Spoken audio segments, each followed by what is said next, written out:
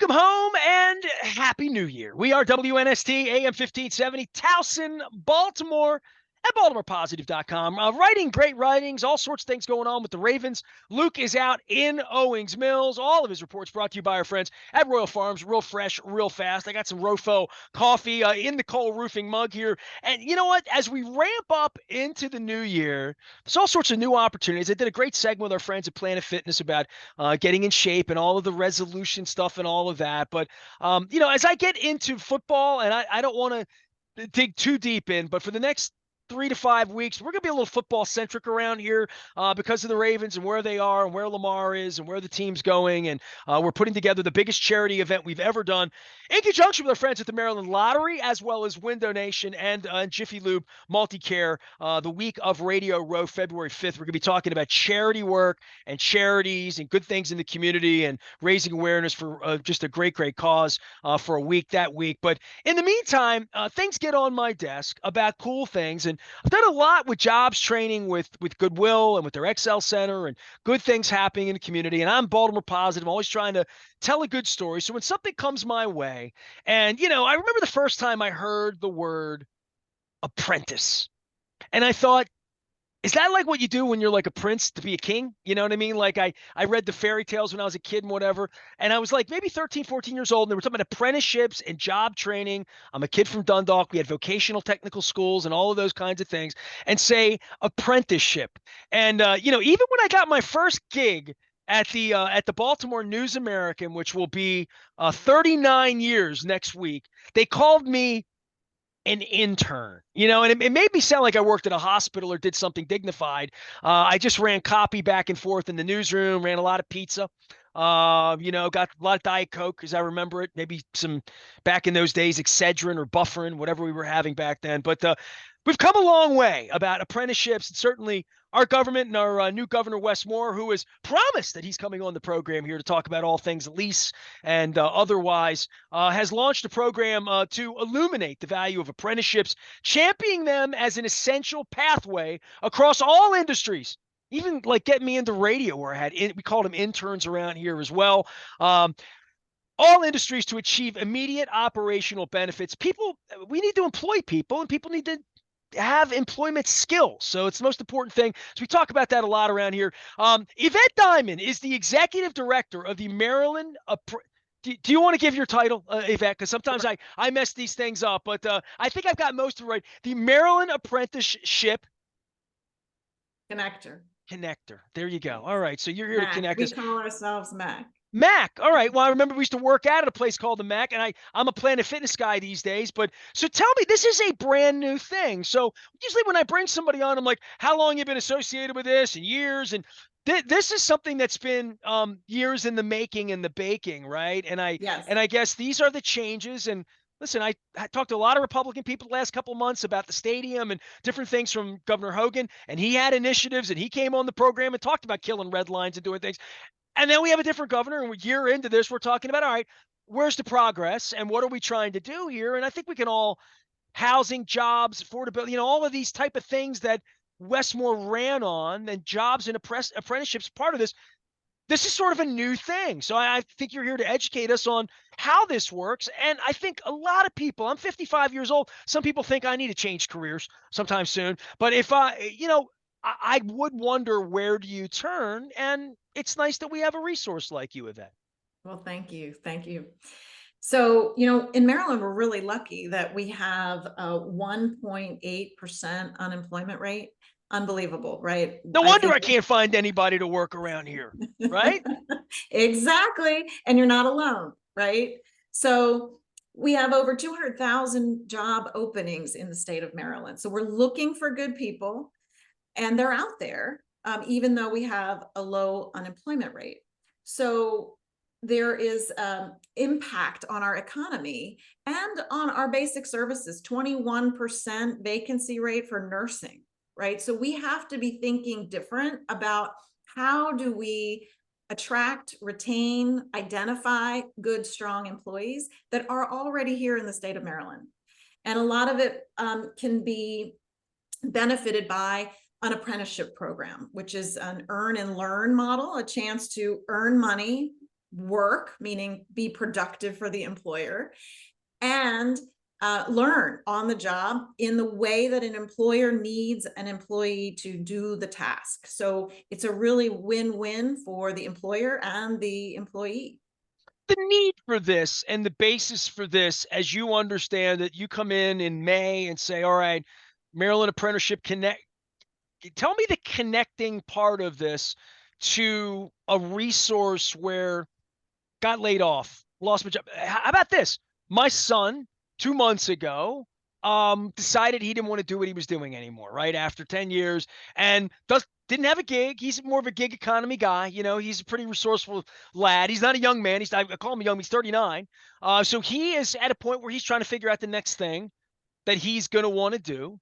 And he took a little downtime during the holidays to sort of, figure that out. He's a spiritual human, my kid, if you can imagine, smarter than me, which is amazing. We all could wish for that. But what would someone like that find that says, you know what? I'm old. I mean, I don't know how old you are, Vets. I'm not going to date you here, but Johnny Paycheck wrote a song about it. Take this job and shove it. I ain't working here no more. Song. Right? So, and I would think if you're at the point where you would say, take this job and shove it, my son didn't say that. My son didn't dislike his job. It's just he wanted a change and didn't know what that change was and thought some fresh air would help him better than sitting around doing what he was doing for 40 hours a week. Right. So the notion that there are a lot of jobs out there. There's a lot of directions to go in, as opposed to, and I'm going to be talking about hunger and feeding people. And my father, a century ago, stood in soup lines, starving during Herbert Hoover and the stock. I mean, I grew up in that kind of a household. My father remembered 1929 well as a 10-year-old starving kid. We're at a point now where we have such abundance in so many ways, despite all the political everything that goes on. We do have an abundant society, and we also have this really robust thing where people are looking to hire people, but I don't know what I'd even be qualified to do in the real world. I've done something the same way for 40 years. And to make that switch and say, where is the world right now and what's available to me, what opportunities are available to me, I think that's the most exciting part for me thinking about my son is, he's going to do something else with his life. I wonder what he's going to do, Right. So many. And even young people are rethinking their pathways for careers. We are rethinking about, is the straight to college the only option, or are there options that may eventually gain that college education, but maybe not in the same 4 or 5 year stretch with the same burden of the overhead loans and all of that you take on with you when you rush through a 4 or 5 year college education. And so apprenticeships really help support all types of employees who are seeking new opportunities in innovative ways that don't break the bank. And for employers, provide a strong, solid talent pipeline management for not just the job that they want to hire for, but for a long-term strategy. So and the training you need, right? I mean, literally, absolutely. That would be the, listen, I've owned a radio station for 25 years, and the amount of time put into training someone at this level right now, if someone were to come in my door, the amount of things just computer-wise, languages they would need to learn for websites and web pages and WordPress, let alone the English language and spelling and punctuation and, things that I consider to be very basic that just we're not. I mean, I can promise you over 25 years of people walking through the door and sending me a resume, how many people were educated to the level I was and the way that I was to write and communicate at that level. I did not find that on the street. It was disheartening to me as an employer years ago. And I think to myself, the training level of where it would be right now to have somebody say, what are you proficient in and what are you not? And what do I need you to do? And how can I get you from here to there while you're not starving, while you're here and I'm paying you and training you up to have not a job, but a career, right? Like to be here beyond the next 6 months or a year, to be here every holiday, every first of the year, to have all of those things that I think every employer wants for their employees, that retention, all of those things you talk about, so that unemployment can be 1.8%. Right. Well, and oftentimes employers have been spoiled by access to a good staffing pool to hire from, but that has changed. And so, it's really just like professional teams, like the Ravens, right? They didn't just hire one great quarterback. They had to think about what is their overall strategy? What is the team they're looking for? How will they work together? How do we create the strengths of all and combine them to create a great team? And then how do I work my business model around that team? And the Ravens obviously this year have the secret sauce and have figured that out. And we're all wishful for a great ending. So See, it's I no don't have to bring different. football up around here. You do. I mean, it's great. It's I mean, exciting. it is exciting around here, Yes, but but it's exactly the same concept that employers should be embracing is don't just think about, oh, I have this one position open. They could be thinking about, I have one position open and I need to think about how does that affect the whole team? What can I adjust and think about that can help my long-term team goals? And apprenticeships are a great way to get there because it provides you some structure. There are incentives. So there's also funding available for many employers to start and try one of these apprenticeship programs and design it specifically for their business, just like the football team. all So right. the apprenticeship connector, we help pull the resources together that already exist in the state of Maryland and help employers find the path to success with apprenticeships. I didn't know there was a National Apprenticeship Week. And Yeah. there's, I guess government when it's working the right way, these are the kinds of things that I love focusing on these kind of programs and saying, how are these working? How are they being implemented? It's a new, not new-ish, it's new. So new that I don't even know that you could put a measurement on it this early on to say, is it working? Is it not? More like, what are you doing and how are you adjusting? What has been the adjustment for you in the first 6 months to coming into this, to understanding that it is new? You're trying to have people like me promote it for you and say, what's the ask? And what could my 39-year-old, I don't want to say unemployed because that would sound like a Johnny Paycheck song. And everybody be hitting, hey, I'll hire your kid because my kid's pretty cool. I would say, but I want him to find what he's looking for. And I'm sure that you're that kind of a resource that even if he doesn't use it, he could click around on the website and maybe something would connect and give him an idea, right? Right. So, apprenticeships for all industries is new, but apprenticeships have been around for over 100 years when you think about how craftsmen were created in construction, right? The masons, the plumbing, the electricians, they all use an apprenticeship model and have been successful. So we're simply taking a proven program and applying it to other industries, including technology, healthcare, finance. Really any industry can adopt an apprenticeship model and be successful. For individuals who are looking for new opportunities, apprenticeships are a great way to get started at an entry level and have automatic opportunities for advancement as part of the program. So when you start the program, you know that you're starting at X, but over time you get to Z. And so it's a great opportunity for both the employer and the employee looking for long-term stability. So we work with mostly high school student programs that start in high school. But when a registered apprenticeship program is developed, any age person can join into that program. Well, I found the website here. It's mdapprenticeship.com, apprenticeship locator, job seekers, employment. You click, hire an apprentice, be an apprentice. Pretty simple, pretty straightforward. By the way, the thing that I loved is one of the original things that I saw was that my partners at Royal Farms are involved in this too. They were actually quoted. Royal Farms is excited to launch their registered apprenticeship program to provide opportunities to individuals seeking a career in retail and food service management. And that comes from Royal Farms Director of Training, Jessica Mente. They've created a clear pathway, a timeline offering all the education and training tools needed for individuals to run a profitable business as a store leader for Royal Farms. And this is, one of my sponsors and one of the people we pour the coffee here every single day and get the fried chicken. Justin Tucker, no fried chicken until we get a Super Bowl from you. Lean up. Come on now, lean into it.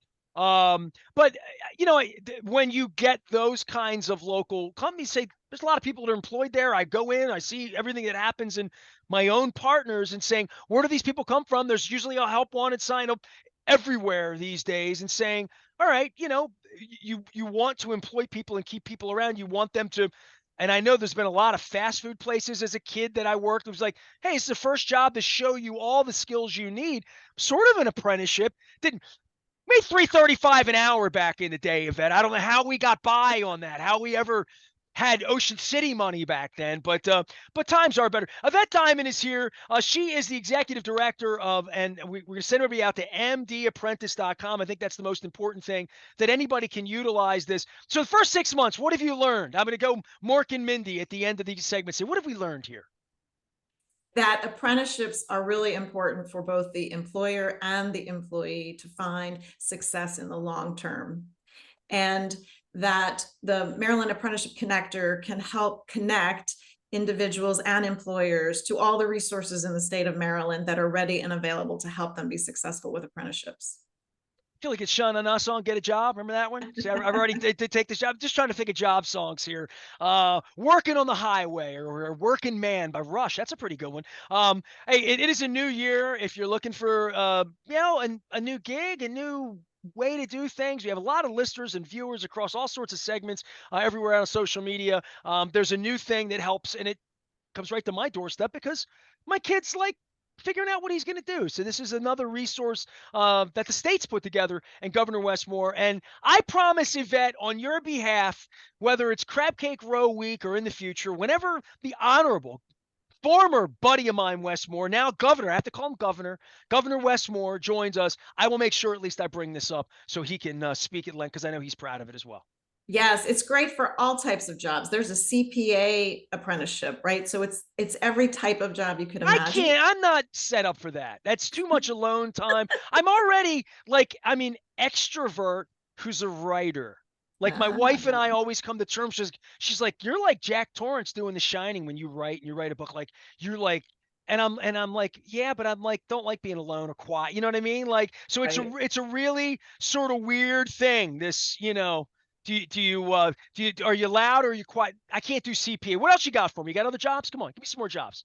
There are jobs in healthcare, biosciences, really I across get the icky board. with blood. My wife's a 2-time leukemia survivor. I don't think I could be a nurse, but I would say this, and I say this to my kid: if you could be a nurse, you'll have a job forever, right? Absolutely. And every time I bring somebody like you on, or somebody from anywhere with hospitals, the recruitment level for nurses is, it's insane. And I'm thinking, why did I go into this sports journalism thing? Why did I have to spend my life doing this? I could be helping people. And then I realized, like, I get icky around Yeah. blood. I'm Right. I'm Teachers, there's wimpy. another one that's helping people, and we desperately need good teachers. That's a good apprenticeship God, I'd program. be like, welcome back, Cotter. I'd be such a good because I know so much now. I can impart Right. all the mistakes I've made, so you don't have to make them. How's that? Is that good? That's good. All right, I'm trying. Absolutely. Yvette Diamond is here. Thank you so much for your time. I threw you a link out on LinkedIn. Let me know in the future if I can help you in any way here. I appreciate Karen putting great conversations like this together to start my year off on the right foot. So I'm not going to sing the Get a Job, Shana Nana song, but if you are in the market to maybe change careers, thinking about things, there's a program out there at mdapprenticeship.com. Did I fill in all the blanks, Yvette? Have I missed anything? Yes, if anyone wants to talk to Maryland Apprenticeship Connector, macworkforce.org, and you can reach out to me through the contact form.